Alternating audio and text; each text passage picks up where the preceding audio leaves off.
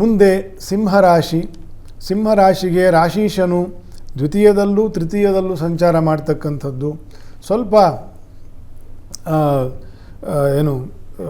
ಮೇಲೆ ಹೋಗೋದು ಕೆಳಗೆ ಬರೋದು ಆ ರೀತಿಯ ತಿಂಗಳು. ವ್ಯಯದಲ್ಲಿ ಗುರು, ಹಾಗಾಗಿ ಏಕಾದಶಿದಿಂದ ವ್ಯಯದಲ್ಲಿ ಗುರು ಬಂದಾಗ ಮತ್ತು ರಾಶೀಶನು ತೃತೀಯದಲ್ಲಿ ನೀಚನಾದಾಗ ಸ್ವಲ್ಪ ದೋಷಕರವಾಗಿರ್ತದೆ. ಕುಟುಂಬದಲ್ಲಿ ಸ್ವಲ್ಪ ಸಮಸ್ಯೆಗಳು ಬರ್ತದೆ, ಕೆಲವರಿಗೆ ಜಾಸ್ತಿ ಸಮಸ್ಯೆ ಬರಬಹುದು. ರವಿಯ ಸ್ಥಾನವನ್ನು ನೋಡ್ಕೊಳ್ಳಿ. ನಿಮ್ಮ ಜಾತಕದಲ್ಲಿ ರವಿಯ ಸ್ಥಾನ ಸರಿ ಇಲ್ಲ ಅಂತಂತಂದರೆ, ನಿಮ್ಮ ಜಾತಕದಲ್ಲೂ ರವಿಯು ನೀಚನಿದ್ದರೆ, ತುಲಾರಾಶಿಯಲ್ಲಿ ಇದ್ದರೆ, ಈ ತುಲಾ ಮಾಸದಲ್ಲಿ ಪ್ರತಿ ವರ್ಷವೂ ಕೂಡ ಆಯಾ ತುಲಾರಾಶಿಯವರಿಗೆ ಸಮಸ್ಯೆಗಳು ಬರ್ತದೆ. ಪಿತ್ತ ವಿಕಾರ ಆಗ್ತಕ್ಕಂಥದ್ದು, ತಲೆಯ ಬೇನೆ ಬರ್ತಕ್ಕಂಥದ್ದು, ನರದೌರ್ಬಲ್ಯ ಮತ್ತು ಹಿರಿಯರಲ್ಲಿ ಏನಾದರೂ ಒಂದು ವೈಮನಸ್ಯ ಬರ್ತಕ್ಕಂಥದ್ದು, ಆಸ್ತಿ ವಿಚಾರದಲ್ಲಿ ಸ್ವಲ್ಪ ಭಿನ್ನಾಭಿಪ್ರಾಯ ಬರ್ತಕ್ಕಂಥದ್ದು, ಈ ರೀತಿಯ ದೋಷಗಳನ್ನು ಅವು ಎದುರಿಸ್ತಾ ಇರಬೇಕಾಗುತ್ತೆ. ಯಾರ್ಯಾರಿಗೆ ರವಿಯ ದೋಷ ಇರ್ತದೋ,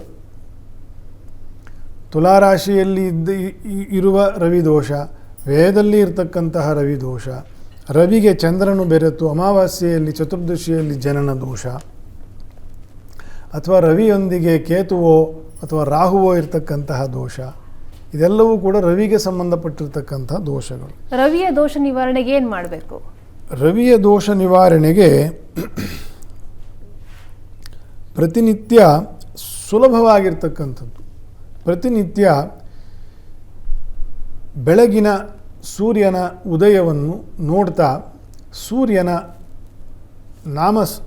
ದ್ವಾದಶ ನಾಮವನ್ನು ಅಂತ ಪ್ರಸಿದ್ಧಿಯಾಗಿರ್ತಕ್ಕಂಥದ್ದು, ದ್ವಾದಶ ನಾಮವನ್ನು ಅಥವಾ ಸೂರ್ಯಾಯ ನಾರಾಯಣಾಯ ನಮಃ. ಎಷ್ಟು ಸುಲಭ ಇದೆ ಅಷ್ಟು ಸುಲಭ. ಚೇರ್ ಮೇಲೆ ಕೂತ್ಕೊಳ್ತೀರ, ಚೇರ್ ಮೇಲೆ ಕೂತ್ಕೊಳ್ಳಿ.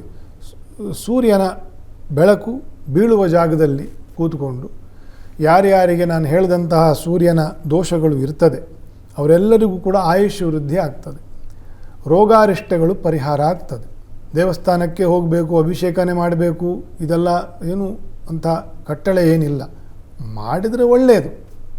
ಆದರೆ ಇರುವಲ್ಲೇ ನಮಗೆ ದೇವರ ಅನುಗ್ರಹ ಬರಬೇಕು ಅಂತಂದರೆ ನಾವು ಸೂರ್ಯಾಯ ನಾರಾಯಣಾಯ ನಮಃ ಇದನ್ನು 108 ಸತಿ ಜಪ ಮಾಡೋದು ಕೂತ್ಕೊಂಡು.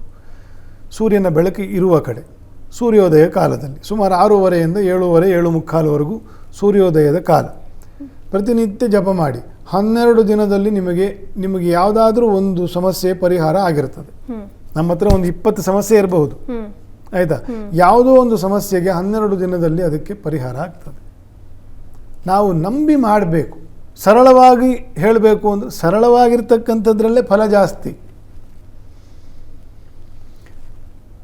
ಅನುಕೂಲ ಇದ್ದವರು ವರ್ಷಕ್ಕೆ ಒಮ್ಮೆ ಗ್ರಹಶಾಂತಿ ಮತ್ತು ಸೂರ್ಯ ಜಪ ಸಹಿತ ಗ್ರಹಶಾಂತಿ ಹೋಮವನ್ನು ಮಾಡ್ತಕ್ಕಂಥದ್ದು. ಸೂರ್ಯ ಜಪ ಅಂತಂತ ಇದೆ,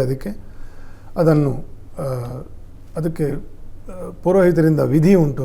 ಅದಕ್ಕೆ ತಕ್ಕಂತೆ ಜಪ ಮಾಡಿ ಸೂರ್ಯ ಶಾಂತಿಯನ್ನು ಮಾಡಿ ವರ್ಷಕ್ಕೆ ಒಮ್ಮೆ ಸೂರ್ಯ ಶಾಂತಿಯನ್ನು ಮಾಡ್ತಕ್ಕಂಥದ್ದು ಕೂಡ ರವಿಯಿಂದ ಬರ್ತಕ್ಕಂತಹ ದೋಷಗಳ ನಿವಾರಣೆಗೆ ಅನುಕೂಲವಾಗ್ತದೆ.